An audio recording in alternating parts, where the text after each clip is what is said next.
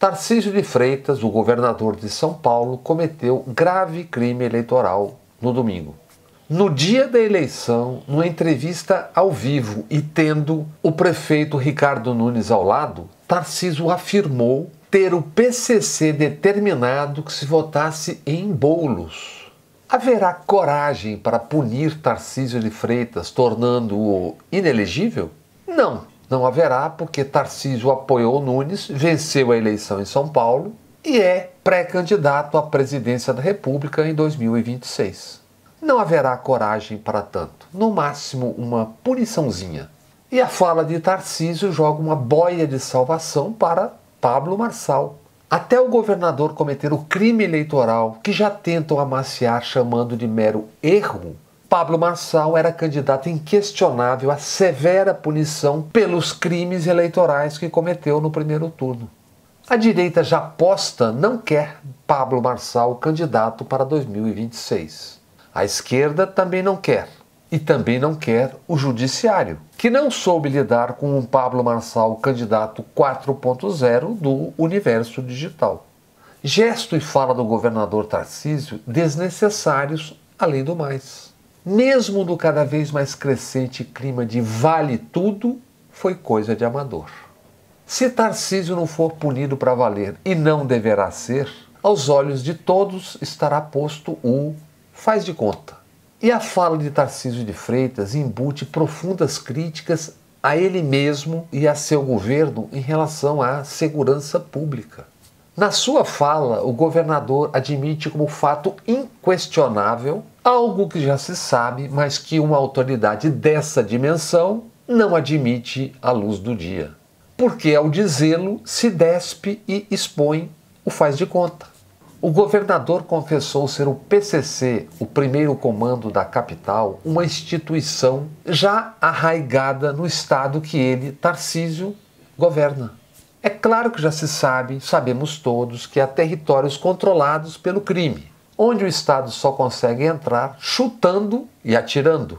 Mas governador, prefeito não confessam isso mesmo que já se saiba, porque isso é uma confissão da própria incompetência. Não por acaso o prefeito Ricardo Nunes e Pablo Marçal trocaram acusações e fatos sobre a proximidade de ambos com braços criminosos do PCC. Como aqui dissemos desde o início da campanha e vocês sabem, o PCC, fato indiscutível nas quebradas e no imaginário popular, ganhou concretude na eleição. As mútuas acusações de Nunes e Marçal mostraram. As denúncias de Tabata Amaral e Boulos expuseram o tamanho, a dimensão da infiltração do PCC nos negócios de Estado, em negócios bilionários da prefeitura sob Ricardo Nunes. Ao se chamarem mutuamente de tchutchuca do PCC, Nunes e Marçal oficializaram a presença do PCC também na política. Se o governador Tarcísio, como disse, sabia sobre recados do PCC para eleitores há mais de um mês, por que não denunciou à Justiça Eleitoral? E só o fez no domingo cometendo um grave crime eleitoral. E no faz de conta, o prefeito reeleito Ricardo Nunes mais uma vez falou em extremismo e ecoando acriticamente mídias afora. É a eterna, infindável construção de vacinas, construção do medo contra adversários. Adversários do presente e adversários do futuro. À esquerda, como sempre, e à extrema-direita. Como se o que Ricardo Nunes e Tarcísio falam e fazem não desenhasse o que exatamente é ser extrema-direita.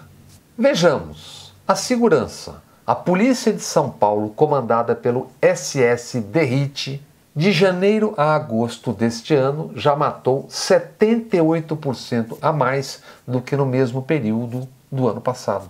441 mortos pela polícia contra 247 em 2023.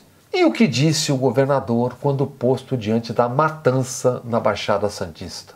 Podem ir na ONU, na Liga da Justiça, no raio que o parta, que eu não tô nem aí. Em apenas 8 meses neste ano, 118 mortos pela polícia só na capital. Sem contar o espetáculo de agressões e truculência exibido diariamente nas redes sociais, nas mídias em geral.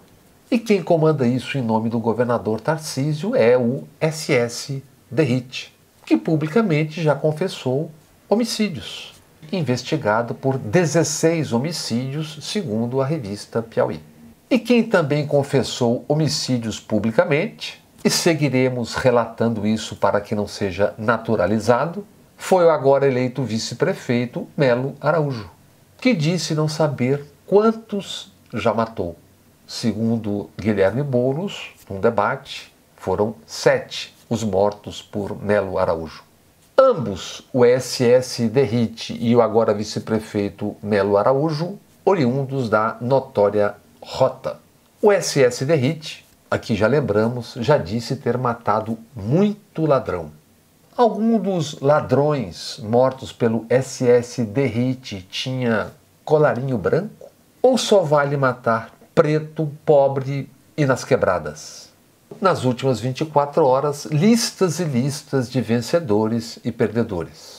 Então lembremos que centenas de bilhões de reais, secretos ou escancarados, azeitaram as máquinas que agora saíram com a maioria das urnas. E essas máquinas em ascensão controlarão mais da metade do orçamento dos municípios do Brasil. E isso há um ano da eleição para governadores, senadores, deputados e presidente da República. Desde o domingo, longas análises e listas sobre vencedores e perdedores. Por isso, só mais um pitaco. Brasil afora, como vimos, o grande vencedor individual nas urnas foi o dono do PSD, Gilberto Kassab, que não dirá, mas é pré-candidato a governador de São Paulo se Tarcísio se consolidar e se lançar como candidato à presidência da República. Já se a direita se dividir e optar também por uma solução final em São Paulo, terá à disposição o SS Derrite, ressalvando-se que na relação política aberta tão brasileira, o PT de Lula e o PSD de Kassab não poucas vezes têm dormido juntos, em camas separadas, mas também em cama de casal. O tempo dirá quem fica com quem e onde. Já Bolsonaro perdeu muito, sai menor do que o PL, o partido campeão de votos com mais de 15 milhões, mas com barracos nas relações internas. Militares e forças de segurança sob silêncio incompreensível seguem avançando, tomando a política por dentro. Só no primeiro turno, 152 militares eleitos. 856 das forças de segurança. E uma vencedora foi também a abstenção. Recorde e recado claríssimo dos eleitores de Porto Alegre. Porto Alegre reelegeu o prefeito Sebastião, que num padedê com o governador Eduardo Leite, trabalhou para afundar a cidade e o estado. Também por isso, 34% dos eleitores se ausentaram das urnas, como se dizendo, não tenho nada com isso. Embora tenham, exatamente porque se ausentam. O mesmo em São Paulo, capital, que há 3 semanas teve 2.100.000 imóveis às escuras. Um apagão, entre outros motivos, por falta de poda das árvores. O estigma de invasor, por anos pregado em bolos por uma cobertura crítica ou tendenciosa, somado ao antipetismo, ergueu uma barreira de rejeição no caminho de Boulos.